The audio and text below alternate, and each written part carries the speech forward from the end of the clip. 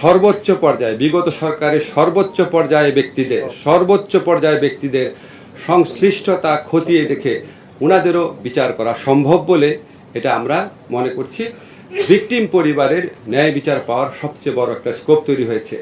আপনারা জানেন আমাদের পুলিশ প্রশাসনকে কিভাবে ব্যবহার করা হয়েছে, আমাদের মন্ত্রীরা পুলিশ প্রশাসনকে কিভাবে ব্যবহার করেছে, আমাদের মন্ত্রী এবং রাজনৈতিক দল নেতারা ছাত্র সংগঠন ছাত্রলীগের মতো ঐতিহ্যবাহী একটা সংগঠন, বাংলাদেশের স্বাধীনতা সংগ্রামে অন্যতম ভূমিকা রাখা সংগঠন, সেই সংগঠনকে কি ধরনের সন্ত্রাসী কাজে ব্যবহার করেছে। এখন আমরা শুধুমাত্র পুলিশ ছাত্রলীগের অপরাধ দেখলে তো হবে না, যাদের কমান্ড ছিল, যাদের আদেশ নির্দেশে তারা করেছে, সে সর্বোচ্চ পর্যায়ে ব্যক্তিও যদি হয় সেটাও এই আইনের আওতায় বিচার করা সম্ভব।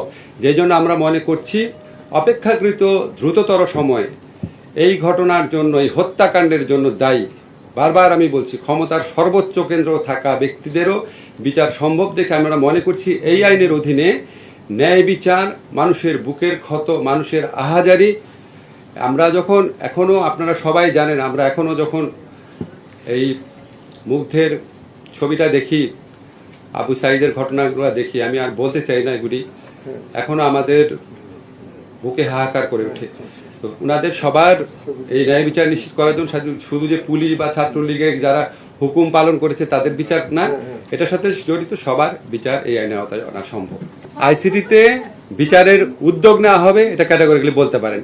ক্যাটাগরিক্যালি বলতে পারেন এই আইসিটি যে আন্তর্জাতিক অপরাধ ট্রাইব্যুনাল আছে, এই বিচারের আওতায় আমাদের সাবেক সরকার প্রধান সহ অন্য যারা জড়িত থাকার অভিযোগ রয়েছে, যাদের আদেশ নির্দেশ থাকার অভিযোগ রয়েছে, আমরা পত্রপত্রিকায় দেখেছি, কিছু মন্ত্রীর নাম দেখেছি, সর্বোচ্চ পর্যায়ে আমরা এখানে কোনো ছাড় দিব না।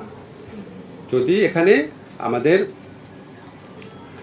বিদায়ী সরকারের প্রধানমন্ত্রী সহ অন্যদেরও যদি কমান্ড রেসপন্সিবিলিটি থাকে, আমরা সেটা পর্যন্ত খতিয়ে দেব। স্যার, সেক্ষেত্রে ফিরিয়ে আনার ব্যাপারে কোনো উদ্যোগ নেবেন কিনা স্যার? আপনি বলছেন যে আমরা তো প্রথম করব। আমি তো আপনাদের ধরেন এত কিছু উত্তর দিতে পারবো না এখনই। আমরা বিচারের উদ্যোগ নিব, তারপরে ওইটা হচ্ছে পরের প্রশ্ন, সেটা আমরা খতিয়ে দেখব। আমরা কাউকে বাধা দিব না। আমাদের যারা এই বিচার কার্য শুরু হলে একদম অনেক আগাম কথা বলে দিচ্ছি, প্রথমে তো ইনভেস্টিগেশন, তারপরে হচ্ছে প্রসিকিউশন। বিচার কার্য শুরু হলে আসামি যারা থাকবেন তারা পৃথিবীর যে কোনো প্রান্ত থেকে, মানে বাংলাদেশে আসার মতো মানে আন্তর্জাতিক সম্পর্ক কোনো দেশের নাই, আপনারা জানেন।